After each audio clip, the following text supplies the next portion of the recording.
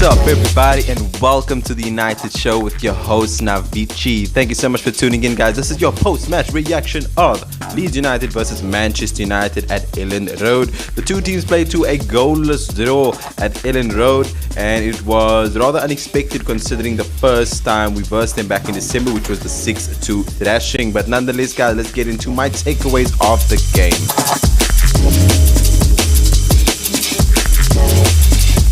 Let's talk about the starting 11, guys. The starting 11 was not bad, and I'll tell you why I say so, because this was the very same starting 11 that thrashed Leeds United 6-2 back in December. Now, when I saw the team sheet initially, I was like, okay, it's good. I don't have any qualms. A lot of people did, because they were like, McFred. In my mind, I was like, McFred, but you know what? McFred have been, well, other than obviously the Tottenham game, the City game, we haven't been having like much good performance back there, but I gave them the benefit of the doubt considering it was the team that obviously played Leeds the very first time.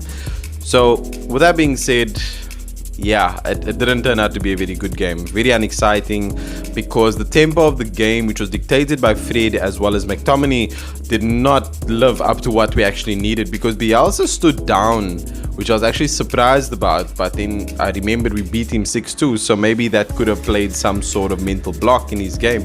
And the game was there for the taking, and we didn't do the work. So the starting 11 was good, but obviously everything around it wasn't very good.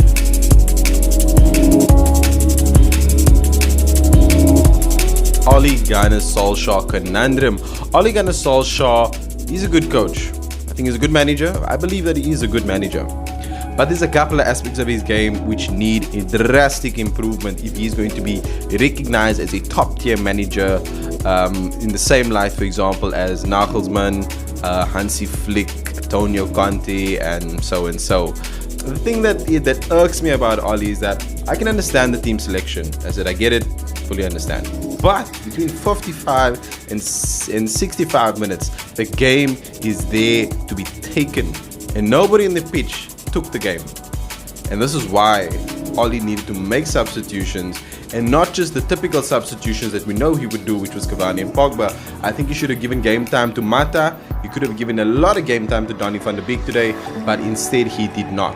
Our substitutions were poor, and even when our substitutions did come on, they didn't really change the game, if you know what I'm saying. It wasn't like Ole gave them different instructions to say, okay, cool, Cavani, you're going to do this, Pogba, you're going to do this, Van de Beek, for your 2 minutes, you're going to do this. I didn't feel that there was anything like that.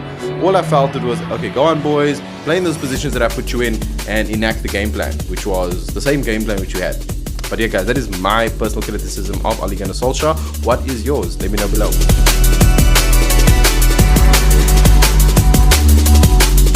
Guys, let's talk about Wan-Bissaka, the spider. Wan-Bissaka was, for me, he was our man of the match yesterday.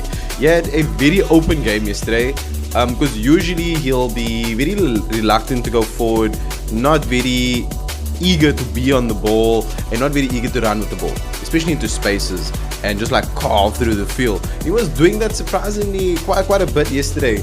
Like, there was so many times that he beat his man one-on-ones, dribbled past the guys, and he was a very good ball carrier yesterday. So I was very proud of Wan-Bissaka. I just hope that this is the particular match that he needed, just in order to build his confidence, so that he feels in the next match he can be like, you know what, guys, I'm gonna go forward and I'm gonna attack and I'm gonna give you all the ball, and we are gonna go out and score just like we do on the left side of the field. Because ideally this is why we favor the left hand side, because of Luke Shaw, as obviously as well as Marcus Rashford. But because on the right hand side we have Wan-Bissaka, who is definitely good at going forward, but he doesn't do it enough, and he's not consistent enough with his success rate in terms of actually going forward and actually executing what is necessary in terms of beating the man, getting the ball in, carrying the ball forward up the pitch, and you know, those sort of things. So I'm hoping this is the game where he realized that, you know what, I actually can do this, so let me do it more often. And let's hope he does it against Roma, because that will be on Thursday. But yeah, guys, that is Wan-Bissaka, our man of the match.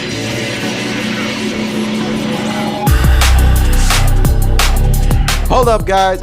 Don't forget to subscribe to the channel and smash the notification bell so you get notified of all and any future content coming from the United Show, as well as myself, Navici. And don't worry, guys, the show is only going to be getting better. And don't forget to share this with all your friends. all your Man United supporters so that we can grow this community together. Let's get back to the show.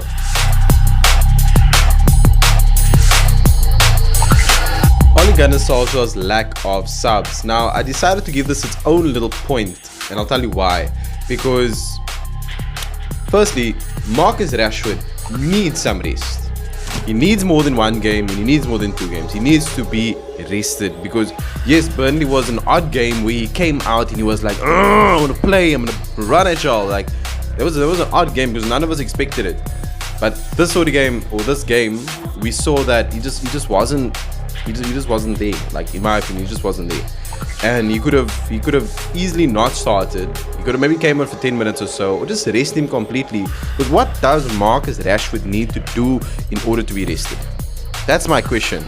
And this is what irks me, especially about Marcus Rashford being selected, especially with the favoritism that I so often see from Ole Gunnar Solskjaer, is that how does it make your bench feel? How does Axel Tuanzebe feel? How does Eric Bailly feel? How does Donny van der Beek feel? How does Juan Mata feel? If Amad Diallo was picked, how does Amad Diallo feel?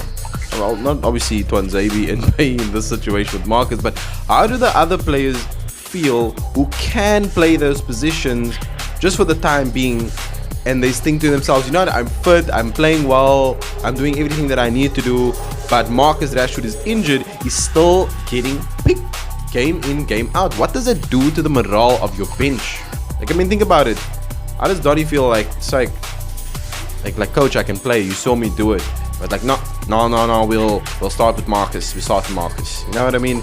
So yeah, man, I feel like it's doing. I don't feel it's being very good to the morale of the bench. Sorry, I forgot to mention Alex Telles there, but this needs to improve from Oli because the morale of the bench is suffering. This is why when players get brought in from the bench or we play a game where we don't necessarily need to win it, so we don't start the starting 11, this is why they don't perform, because I feel it's because obviously of ring rust, because they're not playing much, and secondly because I don't feel the manager is instilling faith in them to say, you know what boys, I believe in you, go out and do it.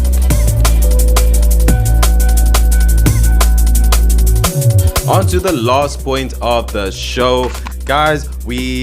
I wouldn't say that there's any possibility of us winning the league anymore. Ole Gunnar Solskjaer clearly showed that, because if we had to keep the gap to 8, we could have at least shown City that, look, we're not going to let you run away with it. We are here, we are hot on your heels. So, but yeah, obviously this draw didn't do much good for us. Anyways, guys, we moved to Roma on Thursday, that is, Thursday evening, for the semi-final of the Europa League. Now, this is a big game. It's a huge game for Manchester United as well as Ole Gunnar Solskjaer, because of the fact that we failed numerous times on so many semi-finals before this. And I feel that the draw is in our favor. Roma have lost, I think yesterday they lost to Cagliari. I don't know how you pronounce the Italian club's name, but they lost 3-2. So I believe firmly that everything is in the direction of pointing that we can end Roma and we can end our drought of semi-final failures and progress to the final of the Europa League and win the final, whoever that might be against. So guys, let's support the team. Let's hope that Ole Gunnar gets the team selection right, and just hoping that we end up with the trophy. Because I can see we're gonna get second place. If you don't see that, then I don't know how much more to make it clearer to you. But we are definitely gonna get second place, and we need to end up with the Europa League trophy. We need to. I don't see how we can't, because everything just looks like it's gonna happen.